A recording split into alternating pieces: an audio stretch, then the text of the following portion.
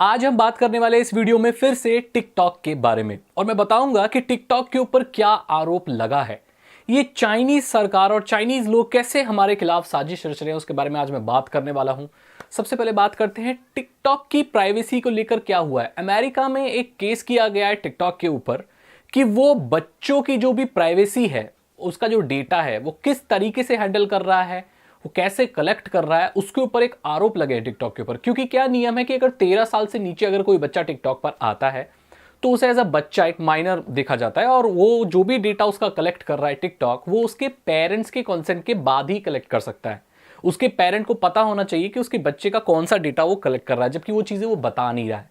तो इसके खिलाफ लोगों ने टिकटॉक के लिए बोला कि ये चीज गलत है प्राइवेसी को लेकर। आज मैं बात करने वाला हूं टिकटॉक प्राइवेसी को लेकर कितना अच्छा है। ध्यान देना कि जिस पिछली वीडियो में मैंने जो बात की है कि कैसे चीज़ें हो रही हैं, मैं किसी के अगेंस्ट नहीं हूं, मैं यूट्यूब के अगेंस्ट नहीं हूं, मैं टीम यूट्यूब में ही हूं। और क्योंकि मैं एक यूट्यूबर हूं तो मैं जानता हूं कि यूट्यूबर के साथ क्या परेशानी है। टिकटॉक पे भी हूं मैं जानता हूं टिकटॉकर के साथ क्या परेशानी है। जो सही है मैं वो बात बोलता हूं। कई लोगों को अच्छी लगती है, कई लोगों को नहीं लगती, वो अलग बात है। टिकटॉक एक प्लेटफॉर्म है, एक कंपनी है। वहां पर जो लोग हैं, अब टिकटॉक पर कौन कौन लोग हैं, बहुत बड़े बड़े रैपर, यो यो हनी सिंह, कार्तिक आर्यन, शिल्पा शेट्टी, बहुत सारे बड़े बड़े सेलिब्रिटी बॉलीवुड के वो टिकटॉक पर हैं, राइट। तो उनको लोग जज नहीं करते, बिल्कुल जज नहीं करते, उनको कोई नहीं बोलता। लेकिन बहुत बड़े बड़े क्रिएटर बोलते हैं कि टिकटॉक पर वो सब ऐसे ही हैं, लाइक वो प्लेटफॉर्म को पूरे सब लोगों को टारगेट करते हैं, जो बहुत गलत बात है। इसके अगेंस्ट मैंने बोला था। और किसी को भी आप ऐसे मतलब इतना गंदे तरीके से आप बदनाम नहीं कर सकते। ऐसे मैंने बहुत सारी रोस्टिंग वीडियोस देखी है जहां पर ऐसे सीन दिखाए गए हैं बहुत गंदे, उसके खिलाफ मैंने बोला है। मैंने और किसी के अगेंस्ट नहीं बोला, राइट।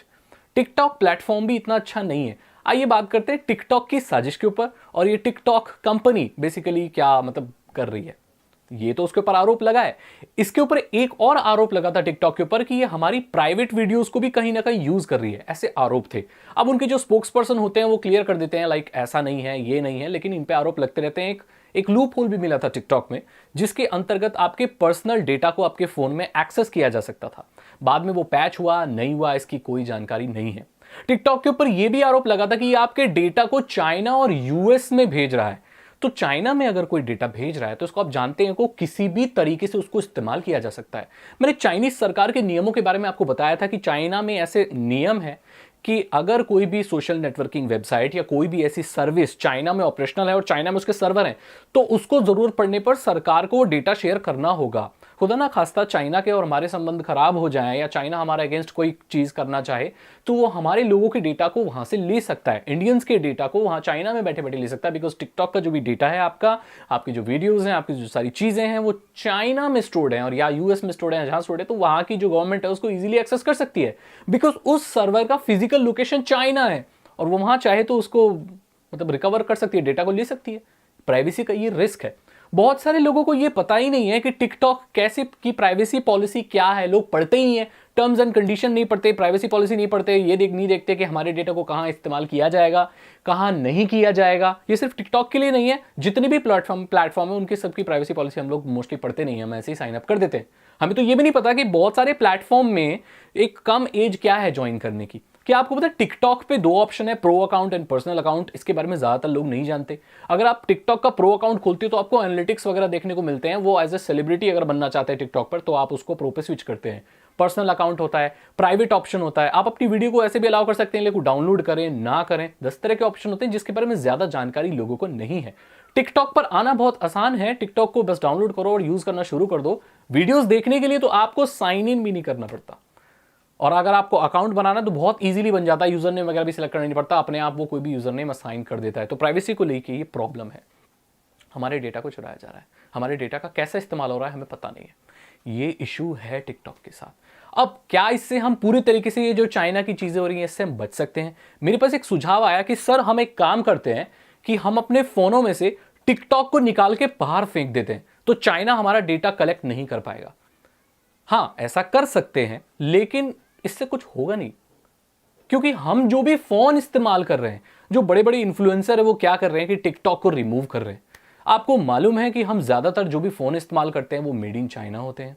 आप बहुत सारे मोबाइल फ़ोन जो भी रिव्यू करने वाले लोग उनसे जाके पूछिए कि आपने जो पहले इतने सारे फ़ोन रिव्यू किए हैं क्या वो चाइना के थे? क्या आप उन सारे फ़ोन को उठाकर बाहर फेंक सकते हो? क्या आप ये प्रण ले सकते हो कि आप चाइनीज़ स्मार्टफ़ोन्स को रिव्यू ना करो? मैंने ऐसे बहुत सारे रिव्यूअर्स देखे हैं जो चाइनीज़ फ़ोन होते हैं, जो ब्रांडेड भी नहीं होते, अजीब ब्रांड के होते हैं, रगेड फ़ोन्स होते हैं, बहुत अलग अलग तरह के फ़ोन होते हैं, छोटे फ़ोन होते हैं, छल्ले वाले फ़ोन जो आते हैं, इतने बड़े बड़े छल्ले वाले फ़ोन आते हैं, स्मॉलेस्ट फ़ोन आते हैं, ये जो कार्ड फ़ोन आते हैं ये चाइना के बने हुए फ़ोन आते हैं। ये आपके कैसे डाटा को कलेक्ट कर रहे हैं, क्या कर रहे हैं, इसकी कोई जानकारी नहीं है। तो अगर आप टिकटॉक को निकाल रहे हो अपने फ़ोन से, वो अच्छी बात है, क्योंकि प्राइवेसी के लिए बहुत इशू करता है, टिकटॉक करता है, लेकिन आप इससे पूरी तरीके से नहीं बच सकते। अगर आप सिर्फ टिकटॉक निकाल रहे हो, दैट मीन्स आप सिर्फ ये दिखा रहे हो कि लाइक हम ऐसे, पर उससे कुछ होगा नहीं। आप चाइनीज़ फ़ोन नहीं फेंक सकते। अभी आप वीडियो देख रहे हो ना मेरी, अपने हाथ में जो आपका फ़ोन है, आप वो देखो कि क्या वो चाइनीज़ फ़ोन है। अगर वो चाइनीज़ फ़ोन है तो वो बहुत प्रॉब्लम वाली बात है, क्योंकि हम अपने से चाइना को अलग नहीं कर पा रहे हैं, क्योंकि हमारे यहाँ स्मार्टफोन के प्रोडक्शन नहीं हो रहे। जो भी मेड इन इंडिया फ़ोन है वो बेसिकली चाइना से पार्ट्स आते हैं, असेंबल होते हैं, जिनका ऑपरेटिंग सिस्टम होता है वो चाइना डिसाइड करता है। आप ये जानते हैं कि Xiaomi में जो भी सॉफ्टवेयर हैं जो डले हुए हैं वो इंडियन सॉफ्टवेयर नहीं है, वो इंडिया में नहीं बन रहे हैं, वो बाहर से उनके रोम बनकर आ रहे हैं और यहाँ डल रहे हैं। लाइक वो इंडिया के लिए बने हैं, लेकिन उसमें जो एड्स हैं, वो सब जो चीजें हैं, ब्लोटवेयर्स हैं, वो सब वो कंपनी डिसाइड कर रही है, जिसका हेडक्वार्टर चाइना में है, इंडिया में नहीं। इंडिया में सिर्फ उसकी मार्केटिंग की इन सब चीजों के डिसीजन होते हैं। जो भी बड़े ओएस वगैरह ये सारी जो चीजें बन के आती हैं वो बाहर से चाइना से बन के आती हैं। सो ये प्रॉब्लम है, आप इसको समझिए। मैं किसी भी प्लेटफॉर्म की फेवर नहीं करता, जो सच बात है वो मैं सच बोलता हूं। अब मुझसे सब बोलते हैं कि देखो ऐसा है कि यूट्यूब पर तो बहुत ऐसे ऐसे कंटेंट हैं जो चल रहे हैं। मैं समझता हूं, क्योंकि इस चीज से मैं भी फेस कर चुका हूं। यूट्यूब ने मेरी बहुत वीडियोस डिलीट किए हैं और मैं स्ट्राइक्स लेने में, ये सारी चीजों में तो मेरा नाम है भाई, मेरे को बहुत मिली है। मैं जानता इस चीज को, बहुत फ्रस्ट्रेशन होती है। मेरा सिर्फ कहना यह था कि आप किसी को ऐसे टारगेट मत करो उसके जेंडर, रिलीजन और इन सब चीजों पर। मैं एक की बात नहीं कर रहा हूं, मैं उन सारे बच्चों की बात कर रहा हूं जो इस रोस्ट को सुनकर वो सब काम करते हैं बिना सोचे समझे, किसी को कुछ भी बोलते हैं। मैं उनके बारे में बात कर रहा हूं, आप समझिए इस बात को। और टिकटॉक के ऊपर क्या आरोप है मैंने बता दिया। क्या टिकटॉक हटाने से फोन से कुछ हो सकता है? हाँ, अगर आप टिकटॉक इस्तेमाल नहीं करते और आपके फोन में ऐसे ही पड़ा हुआ है तो बिल्कुल आपको उसको रिमूव कर देना चाहिए। अगर आप टिकटॉक इस्तेमाल करते हो तो आपको फोन में रखना ही पड़ेगा, क्या कर सकते हैं। हाँ, टिकटॉक इस्तेमाल करके अपने डेटा को नहीं कहीं देना चाहते कुछ नहीं, तो आप परमिशंस वगैरह सेट कर सकते हो, परमिशन ऑफ कर सकते हो। उससे क्या होगा, आपके डेटा को वो एक्सेस नहीं कर पाएगा। आपका फाइल एक्सेस नहीं है, किसी भी एप्लीकेशन के पास अगर फाइल एक्सेस नहीं है तो आपके फोन में फाइल नहीं रीड कर पाता है। फॉर एग्जाम्पल मैं आपको समझाता हूँ, अगर आप अपने टिकटॉक से वीडियोस पोस्ट करते हैं तो उसके लिए एंड्रॉइड में आपको फाइल परमिशन उसको देनी पड़ती है, तभी वो फाइल एक्सेस करेगा। कुछ अपलोड करना है वहां तो ना, पहले से बनी हुई वीडियोस को, तो उसके पास फाइल एक्सेस है, तो वो आपके पर्सनल डेटा को इशू कर सकता है, उसको कलेक्ट कर सकता है, देख सकता है। अगर आप उसे ऑफ कर दोगे तो फाइल एक्सेस नहीं, तो आपके जो पर्सनल डेटा फाइल मैनेजर से जो भी आ रहा है वो ले नहीं पाएगा। तो देखने के लिए अलग बात है, अगर आप वीडियो बना रहे हैं सारे एक्सेस दिए हुए, तब तो आपकी प्राइवेसी को तो इशू है। ये बात सच है। मैंने बता दिया आपको टिकटॉक प्लेटफॉर्म क्यों ठीक नहीं है, प्राइवेसी के लिए ठीक नहीं है। क्या हम इसको दूर रख सकते हैं? नहीं रख सकते। चाइना से हम बहुत नहीं हो सकते अलग।